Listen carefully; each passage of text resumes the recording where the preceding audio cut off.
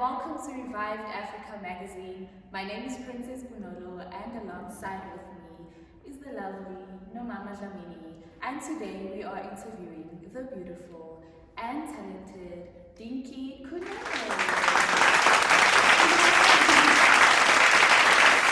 For our viewers at home who don't know who Dinky is and where is she from? Okay, hi everybody that's watching. First of all, Dinky is an average girl, taking up space in the world, making her mark. I'm a normal human just like you. I'm from Innerdale. I started singing at a young age. Everything I do to teach everybody after me that, follow your dreams. Being an artist child is going to be hard, but you need to continue pushing because you need to believe in yourself because nobody's going to do that for you. But basically, outside of being Dinky, I'm Daleen. I'm a person that goes through things the same way you guys do. And yeah, life, Nat. And how's life been after Idols? I like that question. Very different than what my life was before, simply because of the platform. It gave me so much exposure. So in terms of social media numbers, it helped me a lot. Just walking down the street, people can recognize me. Hi, there's that girl from Idols. Getting into a taxi is a problem because people want to talk the whole time and never find out what's happening. But most importantly, after Idols, I learned a lot about professionalism. I learned a lot how to interact with people. I got a lot of media training, so I understand what the audience wants from me. And yeah, overall, I'm thankful for the whole experience, and life has been great after Idols.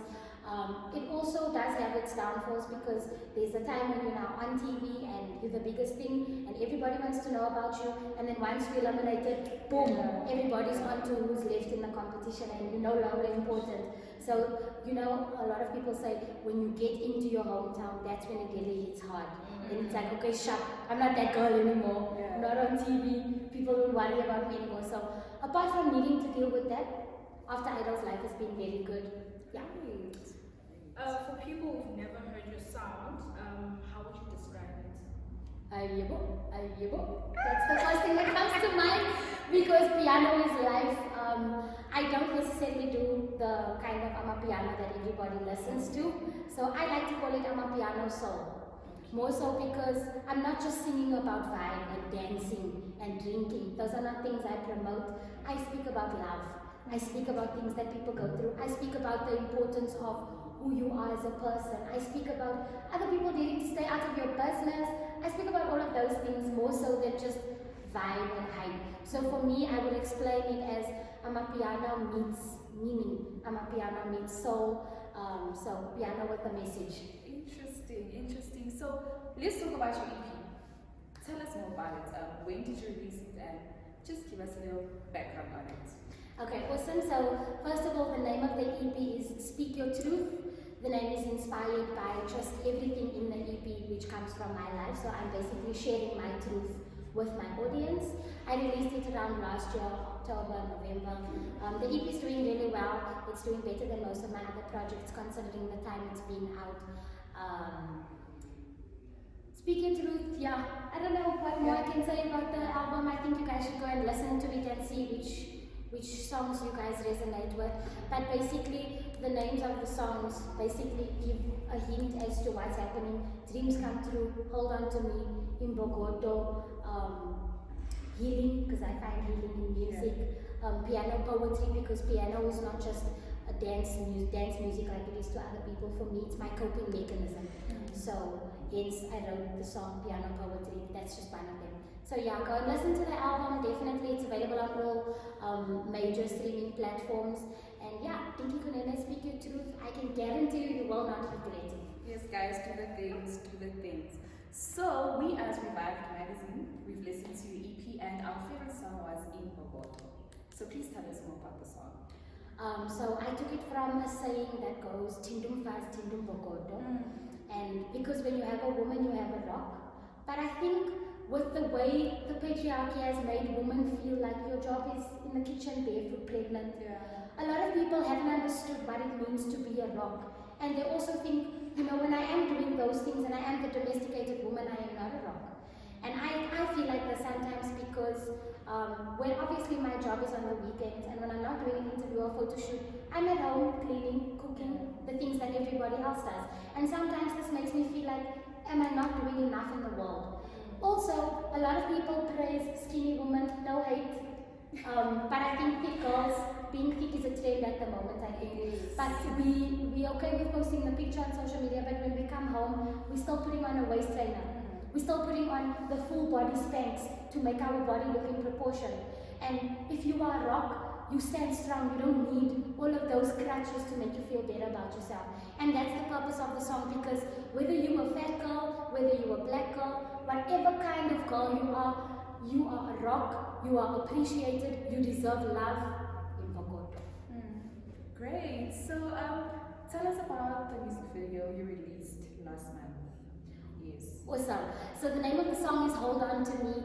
This is the song that's doing the best out of the EP, and that's why I chose it to do a music video. The song is basically, it's called Hold On To Me because I think in modern day relationships, with the pressures of social media and, posting everything about your relationship, it's so difficult to let go of the relationship because you always have a picture to go and look at. And now, Facebook is sending us memories like, this is what you posted 3 years ago. And I'm like, nigga, I don't want to see my ex from 3 years ago. I don't need to think about that. And this brought me to thinking that so many people take the experiences from the last relationship and carry it into the new one.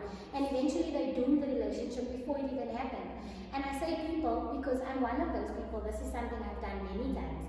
And so I wrote Hold On To Me so that other people can know that if you hold on to things in the past, the chances of your current relationship lasting, whether it's business relationship, whether it's romantic, it's probably not going to last. So hold on to me instead of holding on to your problems. Right. That's for babe. I hope you watch it. Okay, so what would you say inspires you to do music? So I come from a music family, a musical family, sorry. Everybody sings. I think in my last interview, I did mention that my father was never in my life, but he was a singer. He was on Charlotte to Fame with Rebecca Malope. But the thing that really inspired me to go after music is everybody kept me away from this. I mean, I went to varsity to do teaching. I did HR. I failed them both dismally because I was doing this to keep my mother happy. Doing it to be a statistic. I have a degree, and then at the end of the day, I have no job. So I wanted to take up music, not only because it's my passion and it's because it's the way I communicate, but more so because I didn't want people to think that because my father died a horrible death after his music career and he took all of the wrong paths, I didn't want to be just like him. I wanted to prove to people that I can do this music thing, I can be successful, even if it takes 60 years, even if it takes 30 years, I'm not ever gonna fall into the drug scandals, getting arrested, embarrassing yourself in public areas. That's not what the music industry is about. This is about me living my dream. And so also to just show like younger artists that the music industry is not all about partying. A lot of people think that it is. But it's actually about the staying up all night, putting that all-nighter in studio, recording 6 songs, and at the end of the day you realize that only one of them is going to do good and one of them is worth pushing, and continuously doing the music and living, breathing the music.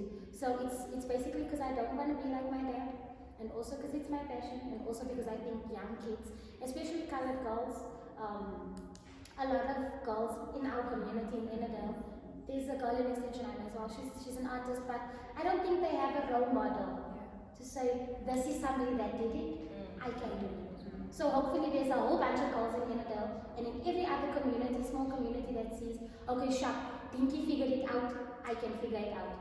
And if we're not doing things for the next generation to learn from us, then there's no reason to be doing it in any case. Wow, that is so beautiful.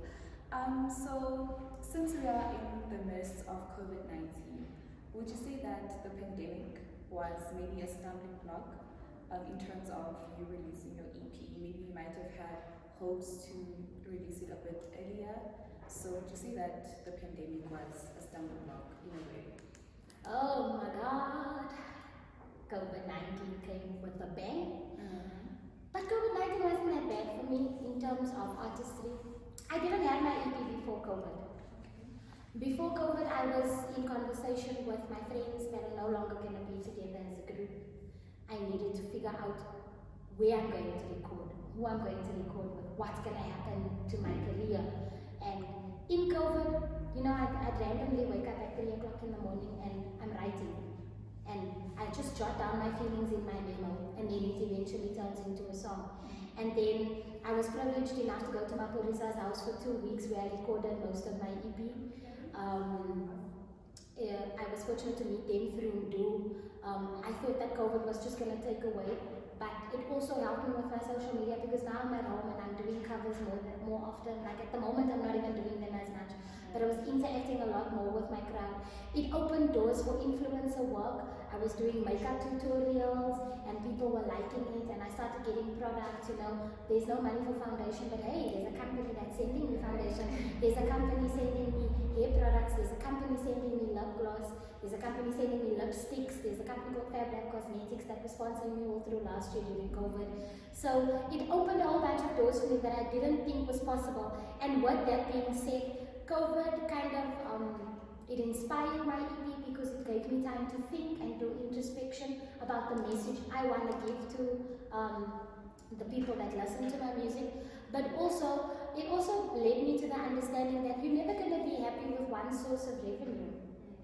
You're not going to be able to reach all your goals with one source of revenue. So that's when I started looking into voiceover work. I would love to be presenting one day as well, so shout outs to you guys for doing that. Even radio, that's something I'd be interested in. And these are all things that COVID opened up to me, that I would one day want to start a makeup range, because that's something I love. So for the people who had a really tough time during COVID, I'd like them to just sit back and think about the small things that they noticed throughout the pandemic, because there might be something in there that could actually benefit you in the long run. Wow, okay. Oh, so since we are celebrating Africa Month, which African artists would you say you look up to, and which African artist would you like to collaborate with in the future? Okay, cool. First of all, I've always wanted to go into R&B, and I think Ayana Gia is killing it. I think I would really like to work with Pearl Tusi, not necessarily just in music, but like in anything, because I think she's beautiful and I love her hair. And yeah, I'd like to work with Boosie. I don't think people have heard from her in a while, so I want to find out what she's doing, because I would be lying if I said that I listen to all of the current South African artists, but I do listen to music from the back in the day, and those are the things that kind of, you know, inspired me also to go into the music thing. Black Coffee is somebody I look up to, apart from the current, you know, social media shenanigans and his personal stuff. I still think he's an amazing artist, and I would love to work with him one day. I really look up to Elaine. I think she's setting the standard. Artists like Elaine and Nasty C are showing us that embrace who you are, and the rest of the world will see it. I don't necessarily think that they took a very organic truly African approach to their music, but what they did is create the platform and have that crossover so that the next artists know that Shaka can make it to become an international artist. Yeah, I think those are the artists I'd really like to work with.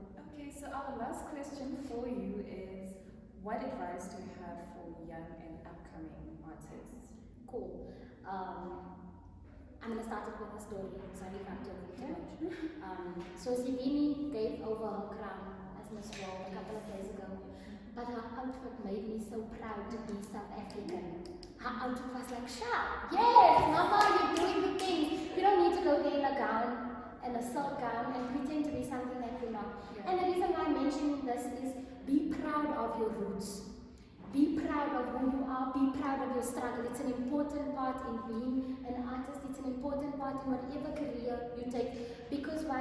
Understanding yourself is going to help you understand what you need to do to move forward in the world. Secondly, from that also I take authenticity. Don't want to be like everybody else. I see a lot of artists jumping onto piano just because. I started on piano before I even knew it was called piano. I released in 2016. And I didn't know that it was called piano yet. I was just doing it with my friends. And so I see a whole bunch of artists doing it and the sound becomes monotonous. So I want to say, be authentic. Do what you love. You don't need to fit with the status quo. You don't need to follow each and every trend. You can use it to your advantage, but still be you. That's the best advice that I can give anybody. Also, when it comes to the entertainment industry, understand that it's not just singing or acting or being a presenter, but there's a whole business spectrum that people don't know about the entertainment industry, things I hope I had known 4 years ago. So understand the business side of the entertainment industry and have kind of a chilled vibe when you're networking, because it's important to keep relationships. Don't take things too hard. Listen to what people say. Take constructive criticism, it's very important. Listen to the people that don't like you. I'm not saying entertain them, but listen to them, because there might be something that they are actually saying that makes sense. Something that you are overlooking because, like, yeah, Dinky, I don't need to listen to the haters. The haters sometimes have a message because they're making you aware of the demographic and the market that you are currently not fulfilling. You're not exciting them. So paying attention is something that our artists and everybody in the youth really need to do. Pay attention to your surroundings, pay attention to yourself, and pay attention to your dreams, because they are important. Whether you want to be a teacher, whether you want to be a doctor, whether you want to be a lawyer, whether you want to be a rapper, whether you want to paint, whatever you want to do, it is important. Regardless of what your parents want, regardless of what anybody in the world wants, you are important, your dreams are important, and they'll stay important till the day you die. So, Dinky, what can we expect from you in regards to music in 2021 and the future? Okay, so I have been working on a couple of stuff. I have been working with a couple of nice artists. I have a couple of Namibian guys that I'm working with. But I decided I was going to someone allowed to say their name. And I don't want to ruin the surprises, but very soon I'll be releasing a single called Eternidad. It's a Spanish/English song. Yeah, that's all. There's a lot of music coming through. So by December, I hope everybody's jamming to just a Dinky Kunene. But yeah, stay on the lookout. Thank you. There you have it, guys. That was the lovely Dinky Kunene. Please subscribe to our channel. Please do so. Follow Dinky Kunene on her social media platforms. Can you please give us your social media? Okay, no problem. So first of all, when you go to Facebook, you're going to search Dinky Kunene. You'll find an account with a blue tick. My account was hacked, unfortunately. So I'm now using my personal account. It's also Dinky Kunene. I post regularly on there, so people will find it. YouTube, Dinky Kunene. Instagram, Dinky Kunene. Twitter, Dinky Kunene. Alright guys, thank you so much. And please do press that notifications button. Until next time, love and peace. Bye. Bye.